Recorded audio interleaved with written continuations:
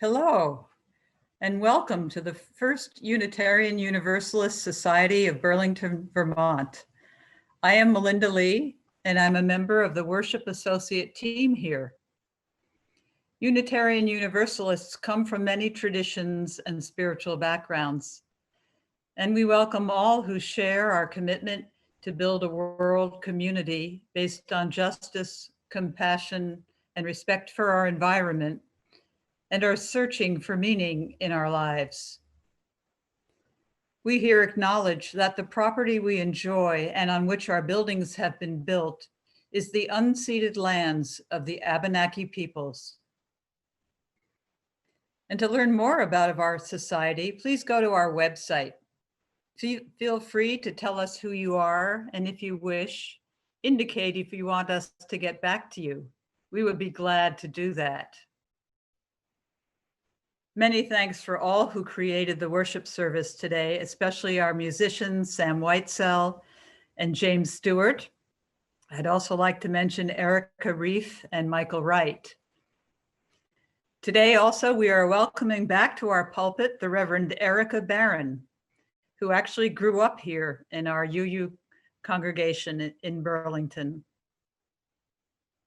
We are about to begin. So find a chalice or candle, if you wish, a beverage, and get comfortable. Come, let us worship together.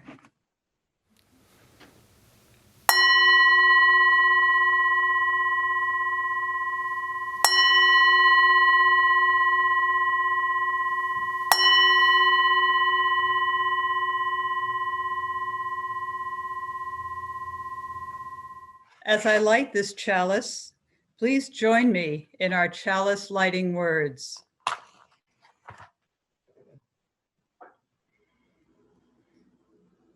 We kindle this chalice flame to remind ourselves of the light of truth, the warmth of community, and the fire of commitment.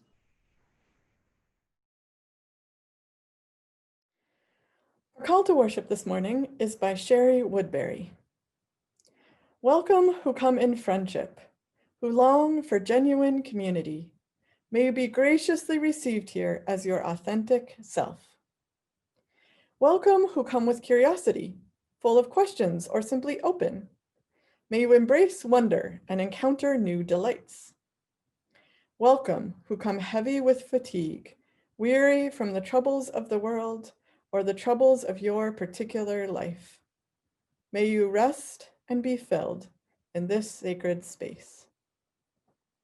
Welcome who come with joy for flowing rivers and gentle breeze, for changing skies and great trees. May the grace of the world leave a lasting imprint on you. Welcome who come with thanks for the altruism of the earth and the gift of human care. May your grateful heart overflow and bless those around you. Come, let us celebrate together this wondrous life. Good morning. I'm wondering if any of you out there listening have ever been afraid of the dark. I know I have been. The story I'm going to share today is about an entire kingdom that tries to banish darkness for good. Let's find out what happens. The King Who Banned the Dark by Emily Hayworth Booth. There was once a little boy who was afraid of the dark. There's nothing unusual about that. Most children are afraid of the dark at one time or another. But this little boy was a prince, and he decided that when he became king, he would do something about the dark. He would ban it. On the first morning of his reign, the king told his advisors about his plan. "With the greatest respect, Your Majesty, if you ban the dark just like that, the people won't understand. They'll revolt against you. But if you make them think it's their idea, it might just work." And so the advisors started to spread rumors about the dark. The dark is scary. The dark is boring. You can't play in the dark. Read all about it. The dark is stealing your money. The dark is taking your toys and sweets. The people had never really worried about the dark before, but all of a sudden it started to seem like a really bad thing. So they marched to the palace and demanded a ban on the dark. "Very well," said the king. "From now on, the dark will be banished from this land."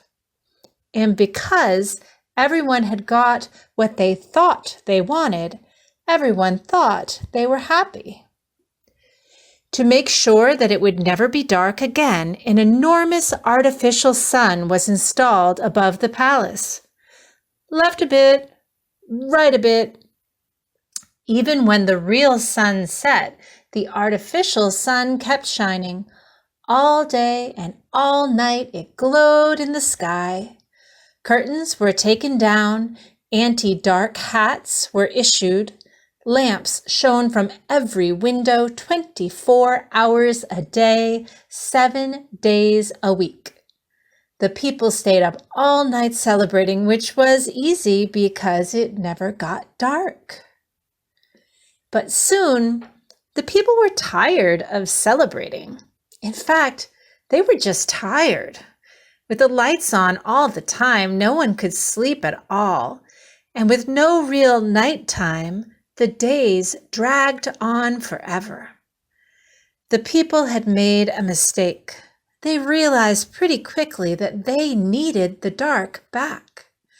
But if anyone tried to switch their lights off, the light inspectors would make them pay a fine. As the king tried to sleep under the glare of 100 light bulbs, he heard shouts from outside the palace. "Don't worry, Your Majesty," said the advisors. "What we need is a distraction." To get the people excited about the dark ban again, the advisors decided to throw a big party. Great celebration of the dark ban with fireworks, the brightest thing of all. But the people weren't as silly as the king's advisors thought they were. Whisper by whisper, they hatched their own plan. On the night of the great celebration, the king stood on the roof to watch the fireworks. But the sky was so bright that when the first firework went off, nothing could be seen at all. The king sighed. Meanwhile, elsewhere in the kingdom, a house switched off its lights. The light inspectors knocked on the door. At that moment, the lights in the house next door went off, and the lights in the house next to that, and the house next to that. The same thing was happening on the street next to that, and the street next to that. The sky began to dim. The light inspectors began to panic and called for backup. All the guards at the palace rushed to help them. And that's when, with the palace unguarded, a small group of people climbed up the walls and switched off the very last switch. The sky went dark. The king shuddered. "We must turn the sun back on, Your Majesty," shouted the advisors. "We must crush the uprising. We must punish the people." "Shush," said the king. "Look." The lights had gone out just in time for the grand finale. Instead of punishing anyone, the king lifted the ban on the dark. And now, every year, on the same night, the people set off fireworks in the darkness to remind themselves of what they almost lost. The king is still sometimes a little bit scared of the dark, but he sleeps with a nightlight these days. If only he'd done that in the first place, this whole mess could have been avoided. As we let this story settle into our beings, let us deepen together into a time of meditation. We will begin by sharing the joys and sorrows of our community and then hold a brief time of silence. Let us hear these words of joy and sorrow for Sunday, December 6th, 2020. Gratitude for the several vaccines which have been developed and are soon to be deployed against the pandemic. Sorrow, great sorrow, for the increasing infections, hospitalizations, and deaths from the virus that we are all currently experiencing. May these joys and sorrows be the joys and sorrows of all of us, reminding us truly of our shared humanity.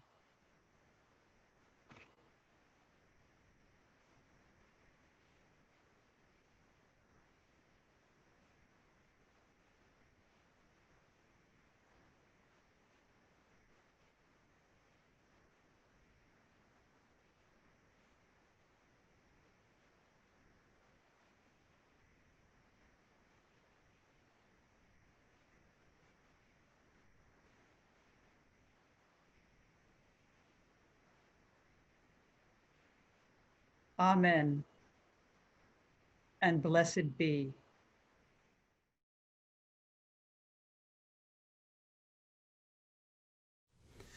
Do you hear, oh my friend, in the place where you stand, through the sky, through the land?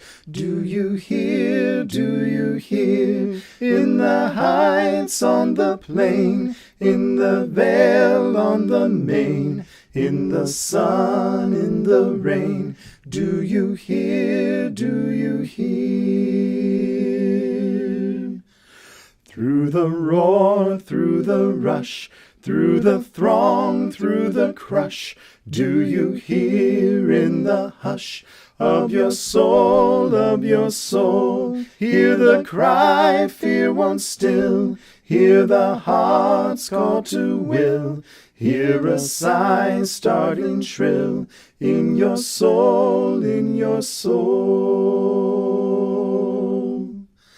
From the place where you stand to the outermost strand, do you hear, oh my friend? Do you hear, all the dreams, all the dares, all the sighs, all the prayers? They are yours, mine and theirs. Do you hear,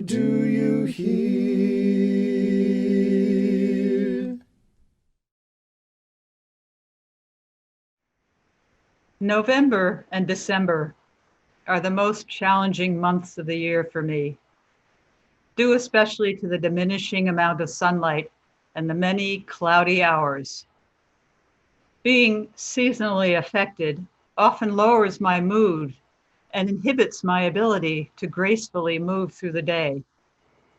I count the minutes of daylight and save difficult chores to do during the rare moments of sunshine when I can.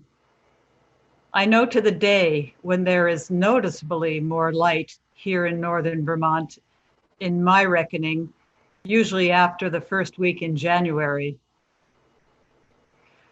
A while ago, I read an essay by Dr. Rachel Naomi Remen in her first book, Kitchen Table Wisdom. Living with darkness was never so burdensome after that reading. Dr. Remen is one of the early pioneers in the mind-body health field and was one of the first providers to develop the psychological approach to people with life-threatening disease. It was a great pleasure to see and listen to her in Vermont a few years ago when she was invited to speak to the Vermont Hospice Association. Her essay is entitled, In Darkness. I have edited it for brevity. In darkness. Light in various forms is commonly regarded as symbolic of the energies of healing. Many self-help books use the sun in healing meditations and imagery. Those of my patients who have read these books have come to expect light to symbolize the source of their healing. But things are not always as we have come to expect, and the mysterious may surprise us as it did these two men. The first, a salesman, was referred by his physician because his denial of his disease made it difficult for him to take care of himself. Essential treatment had been delayed or even sabotaged several times, and he had suffered a great deal of unnecessary illness because of this. Eventually, he agreed to seek counseling. In our initial conversation, he described his cancer as, quote, "this black hole in the middle of my life that keeps pulling me in." Steve's choice of words suggested he was using all of his strength in resistance to the force of the disease without leaving him any energy to live with. I suggested this to him. He nodded. I asked him what it was like in the hole. "Just darkness," he said simply.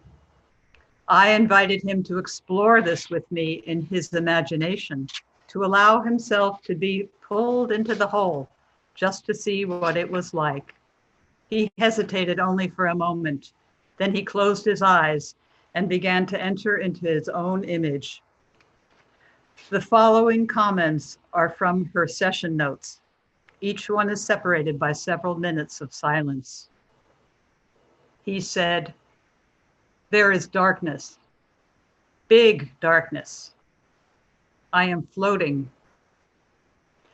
The darkness is very soft, gentle. It supports me. I have no needs here. I am tired. I am at rest, totally at rest. Each cell is resting. Every cell is open. I am filling up with life. I could not fill up because I could not open up. Let go. I can open up in the darkness. Life is everywhere." In another situation, a second man, caught up in rage at his cancer and its treatment, responded to the question, "What do you think may be needed for your healing?" With a terse, "Nothing." Taking his statement at face value, I asked him to describe nothing to me. "Unending darkness," he said. Commenting on the power of that image, I encouraged him to close his eyes and allow himself to experience it. Again, these comments are from her session notes and separated by several minutes of silence. He said, "The darkness is all around me. I'm not falling. It holds me. I am held in darkness, wrapped in darkness. The darkness is soft, almost tender. It is safe here. I needed to feel safe. I can rest.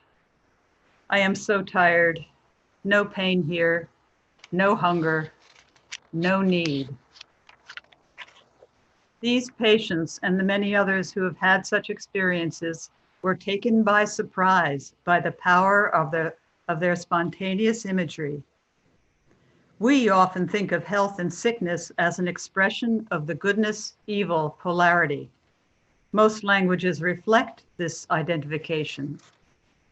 Darkness and light are a further extension of this polarity. Healing as a function of the good is associated with light, and sickness as a function of evil is associated with darkness. Darkness has suffered bad press for millennia. Yet, is it really so surprising that spontaneous healing imagery may present itself in this way? Darkness is the condition of all of our beginnings. The body first comes into being in darkness. It is nurtured as a seed in darkness. Some people may find their healing in remembering the beginning. Today's offering will be shared with a socially responsible Santa. Through this program, our Justice and Outreach Ministry members deliver cash gifts to families and individuals in need in our community. We believe that by giving a cash gift, we empower people to decide for themselves what kind of holiday gifts they wish to give and receive. The offering will now be received with gratitude.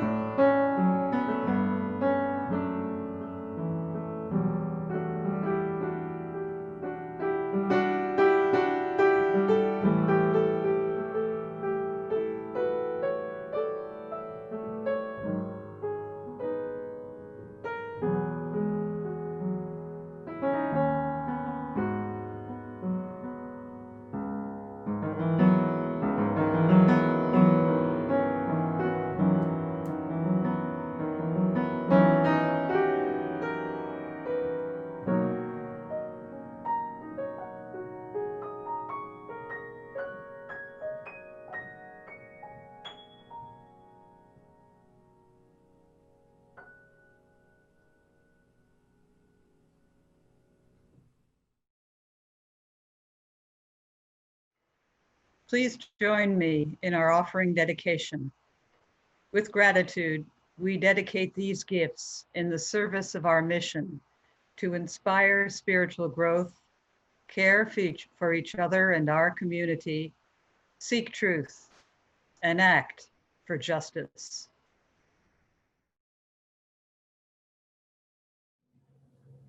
December is upon us. This means I'm spending a lot of time thinking about gifts. Christmas gifts for everyone on my list, and also birthday gifts for my mother, father, and son, who all have birthdays in the next month. You might have your own version of the gift list at this time of year. And all this work on finding gifts for my family has me thinking about a part of my work on my team, the New England region team of the Unitarian Universalist Association. When I joined the team just over a year ago, I came into a project that they had been working on for several years, which is a way of understanding the purpose of Unitarian Universalist congregational life and the collective practices that can help us fulfill that purpose together. We call this spiritual leadership, and we believe that the purpose of congregations is to equip and support everyone in the congregation to live into their spiritual leadership. So what is spiritual leadership? Well, it's a way of being in the world that is about living in connection with others and in alignment with our deepest values. It's about doing what is ours to do in the world, giving our unique gifts to the world. It's a way of living with dignity, integrity, and power, despite the things in the world that would rob us of dignity or worth or power. One description of spiritual leadership comes to our team from the Women's Theological Center, and that is that spiritual leadership is about navigating between our power and our powerlessness. especially clear this year, has been how little we have power or control over. Our spiritual leadership is about exercising the power that we do have to create a more just and beautiful world, even as we release our compulsion to try and control what is not in our hands. In order to do this, we have to pay careful attention to where we do have power: inner power, interpersonal power, institutional power, social power, or spiritual power, and where we are powerless. In spiritual leadership, all of this integrity and dignity and power is used in service of beloved community. That is the vision of peace, liberation, justice, and compassion for all, in connection with each other and with the earth. Spiritual leadership is a way of showing up for the world our hearts know is possible, even when it feels achingly far away. Now, spiritual leadership can be cultivated by everyone. It's not limited to those who hold leadership positions. Each of us will embody it in our own way because we are each unique. We at the region have identified 5 practices that congregations can engage to help equip and support the spiritual leadership of those in the congregation. And they are centering in gifts, doing our inner work, binding to tradition, covenant, and faithful risking. Now today, as you might have guessed, I want to talk about centering in gifts. So every year around this time, a bunch of my friends on social media begin playing a game called the Little Drummer Boy game. And if you're not familiar with this game, it basically involves trying not to ever hear the song Little Drummer Boy. You lose the game, you're out, when you realize that you have heard the song The Little Drummer Boy, which usually happens, out in the world. And you win if you get to Christmas without having heard it. So I'm guessing there's going to be a lot more winners this year since few of us are shopping in person. But anyway, that's how the game goes. So it's confession time. I actually really love the song The Little Drummer Boy. Now I know it can be annoying. I know it's repetitive, and I know it's perfectly calibrated to become an earworm. So I'm not going to sing it for you or even quote the lyrics directly, don't worry.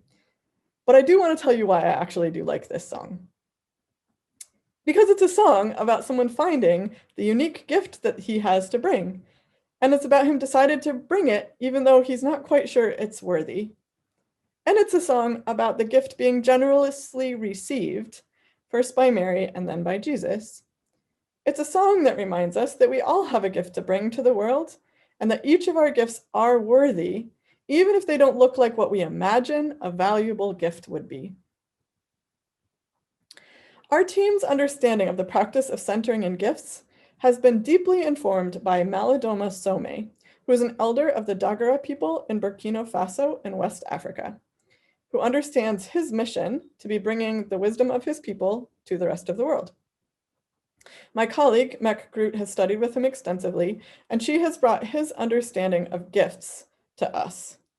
So, in Some's words, there are 2 things that people crave: the full realization of their innate gifts, and to have those gifts approved, acknowledged, and confirmed. He also talks about our gifts as our unique genius. Every person has unique genius, gifts to bring to the community, and we crave having those gifts generously received. Now, gifts are different from skills, although we often talk about skills as gifts. In this model, they're slightly different things. So I think of gifts as the things that shine out of us, the things we can't not do in a joyful way. There are things we can't not do in a compulsive way, but gifts are the things that we just innately do joyfully. So it's like the person whose attention is always drawn to babies and small children, and who interacts with them with such delight and openness that children love them back. Or the person who is so in love with the earth and soil that their garden is always overflowing. Or the person who can see a jumble of anything, clothes, files, images, ideas, and make of them a beautiful order, and does not find that task onerous, but rather enjoys the challenge and finds deep satisfaction in its completion. Most of us have lots of skills that we've acquired over the course of our lives, and some of those do align with our inner gifts, and some of them don't. We live in a culture that often encourages far more focus on marketable skills than on unique genius. In the congregations I have served as a minister, I have felt the pull to find people who can do certain necessary preordained jobs and roles, looking for people with those skills. And upon reflection, in hindsight, I think this was not a very generous way to receive those people that I worked with and for. When I think about generosity, I'm usually thinking about being generous in giving. But this practice of centering in gifts is also about generosity of receiving. It means searching beneath the skills and competencies of others in the congregation to find their gifts, their unique genius, the things they can offer to the world with joy and with deep satisfaction. It means seeing those things and bringing them out and receiving them by offering a place to use those gifts, to let them shine. It's a shift, in other words, from what do I, or what do we, need and who can give it to us, to what does each person bring that is unique and wonderful and genius, and how can we weave that together into community? It's important to be on the lookout for other people's gifts because sometimes they are not aware of their own gifts. Sometimes we are not aware of our own gifts. This seems strange if a gift is something so intrinsic to our being that we can't not do it. But that's precisely why it can be difficult to discern our own gifts. They are so close, so natural, that we may fail to notice them. Or our gift might be something quiet, something that can go unnoticed while making all the difference. Part of the practice of centering in gifts as a community is watching for and naming and lifting up and giving gratitude for everyone's gifts. Early in my time at the region, I went to facilitate a leadership retreat at a congregation with my colleague, Joe Sullivan. And as we were planning the day, he suggested an exercise where we went around the circle. This is back when we could have a physical circle. So we went around the circle, and for each person, 2 or 3 others in the group would say what gifts they saw that person bringing to the work of the leadership of the congregation. And we really encouraged them to look for gifts and not skills. And so we got really great answers. They were things like a sense of humor, the insight to find and ask the key question, a willingness to speak a minority opinion with courage and without rancor. Each person who spoke about a gift did it with deep appreciation, and it was such a beautiful exercise. Afterwards, you could feel the closeness and respect and affection in the room. So this was sort of one of my introductions to what it looks like to take the time to receive each other generously. So I want to invite you right now to take a moment to think of someone whose gift has been important to you. Think of a gift you have appreciated, but maybe never talked out loud about with the person whose gift it is. Where do you see someone doing something with joy and love? Something that really matters to you.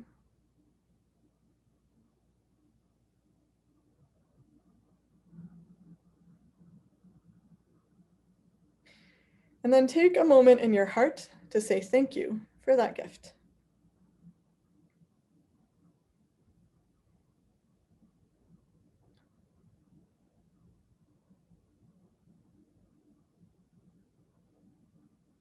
And then consider saying thank you directly to the person, telling them what gift you see them bringing and telling them what it has meant for you. I invite you to try and find an opportunity to do that sometime soon. This is the practice of centering in gifts, finding our own unique gift and offering it, helping other people notice gifts they may have overlooked in themselves, generously receiving the gifts that are brought to us.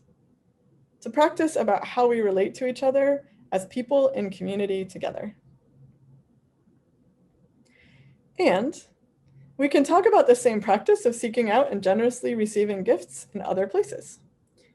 In her book, Braiding Sweetgrass, Robin Wall Kimmerer brings together her scientific training as a botanist with the wisdom she has learned from her Potawatomi tradition to talk about how we might be in better relationship with the earth and specifically with the plant species we share it with. She talks about how every species has unique genius. She doesn't use that phrase, but that's what she's talking about, to bring to all the others, a unique role to play in following what she calls the original instructions, that is, the pattern for for how these species might live together in this place in harmony. So we too are a species, and so we too have original instructions, and one of the jobs of the human species is gratitude.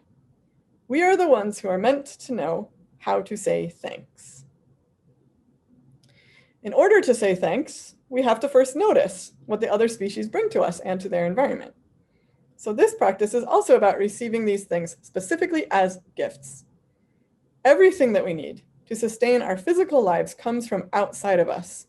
We eat because plants have the gift of turning sunlight into food. We breathe because plants make oxygen for us. We drink because there is water all around us. We have shelter and clothing because of the gifts of other species and of the earth. And we might live more gently on the earth and be better partners to our neighboring species if we took more care to notice the gifts that each brings, and if we received them with generous, grateful hearts. In other words, if we centered our awareness on the gifts of the world around us, other species, and the whole system itself. For instance, at this time of year, December in Vermont, we might seek out the gifts of winter, of darkness and of cold. Back when I started my first ministry in Bennington, Vermont, I was thrilled to learn that the congregation had a tradition of a 2-day solstice celebration. I was so excited. So this celebration included a dinner and pageant on Saturday night, and then a service on Sunday morning. And so I think it was in my second year that I had the idea that the evening piece we could use to celebrate darkness, and then the morning piece we could use to celebrate the return of the light. I thought this was such a cool idea. And so I set out to find stories for the evening part, stories and songs and other ritual elements to celebrate darkness. And I found that that was much harder than I had thought it would be.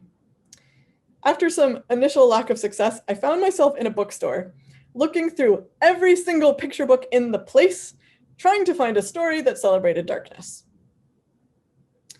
Rather than celebrating the return of the light, celebrating the darkness itself.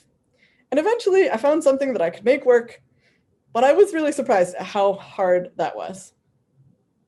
Now, since that year, I have found more resources and I have written some of my own. And I've also listened to how I talk about darkness and cold and how those around me do.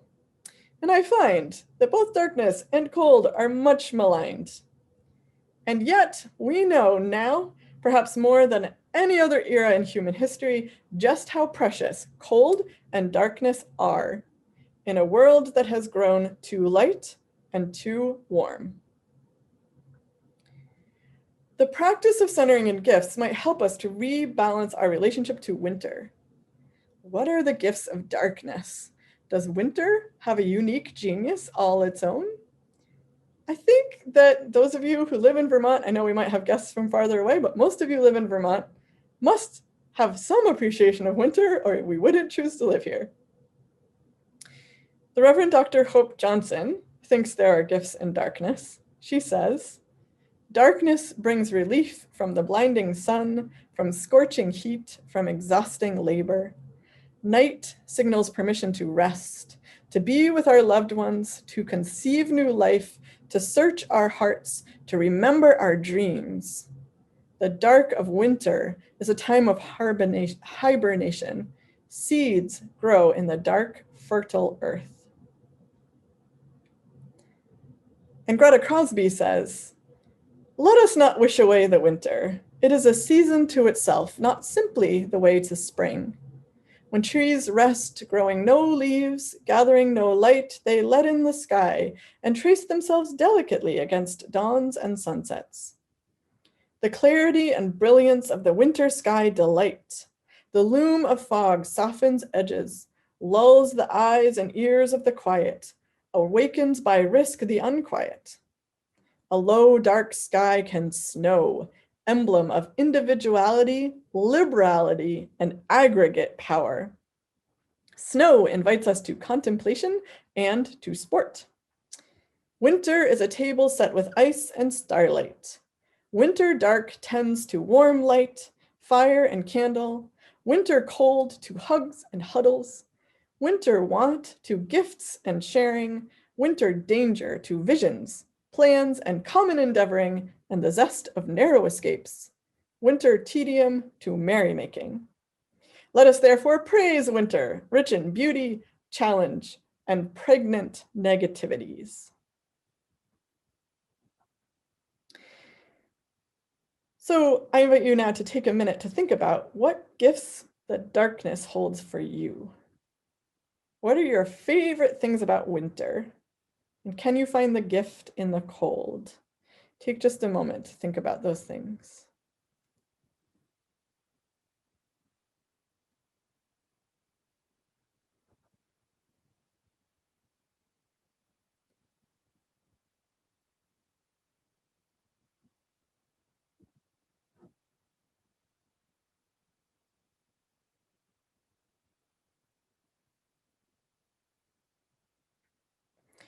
We are surrounded, we are permeated by gifts, our own gifts, which are our unique genius to bring to the world, the gifts of other people, the gifts of each group or each community to which we belong, the gifts of other species, the gifts of the earth itself.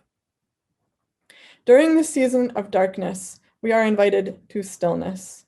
We are invited to create times and spaces where we can center our awareness in the gifts that are within and all around us.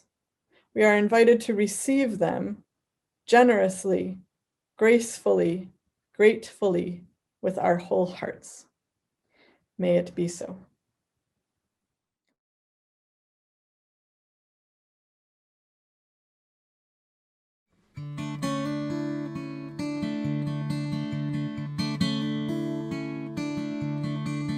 For the beauty of the earth, for the splendor of the skies, for the love which from our birth over and around us lies. Source of all, to thee we raise this our hymn of grateful praise.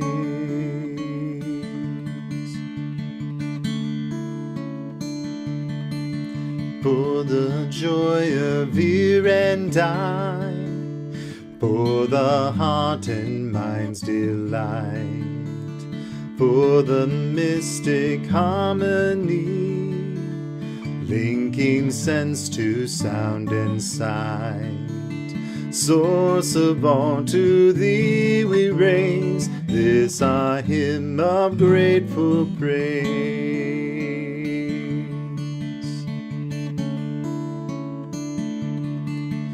For the wonder of each hour, of the day and of the night, hill and vale and tree and flower, sun and moon and stars of light.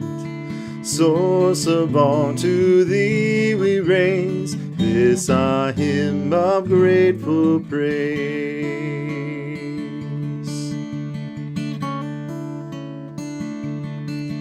For the joy of human care, sister, brother, parent, child, for the kinship we all share, for all gentle thoughts and mild. Source of all, to thee we raise this our hymn of grateful praise.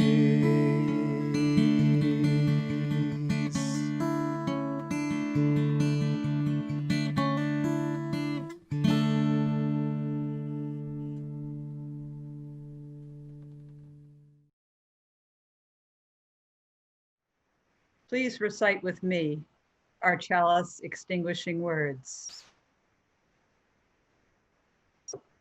We extinguish this flame, but not the light of truth, the warmth of community, or the fire of commitment.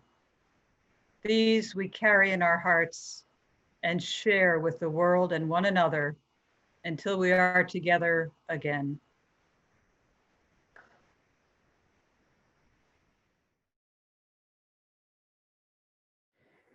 Our benediction words are by Amy Zucker Morgenstern.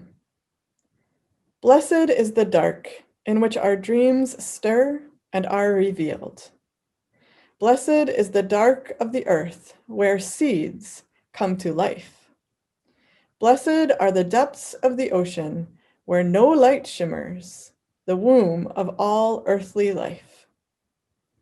Blessed is the light into which we awake, the light that sparkles on the waters, that calls the tree forth from the seed and calls the shadow forth from the tree.